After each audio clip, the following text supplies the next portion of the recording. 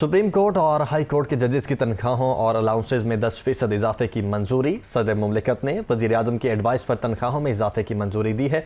सदर मुमलिकत ने मंजूरी वजीर आजम की एडवाइस पर आइन के आर्टिकल 205 के तहत दी है। उमर जट हमारे साथ मौजूद है। उमर, मंजूरी दे दी गई है इसकी? जी बिल्कुल, वज़ीर आज़म शहबाज शरीफ की जानिब से ये एडवाइस भिजवाई गई थी सदर मुमलिकत डॉक्टर आरिफ अलवी को, और उस एडवाइस पर सदर मुमलिकत डॉक्टर आरिफ अलवी ने सुप्रीम कोर्ट और हाई कोर्ट के जो जजेस हैं उनकी तनख्वाहों और आला अदलिया जो अलाउंस है उसमें 10% इजाफे की मंजूरी दी है। और ये जो मंजूरी दी गई है ये वज़ीर आज़म की एडवाइस पर आइन का आर्टिकल है 205, उसके तहत दी गई है।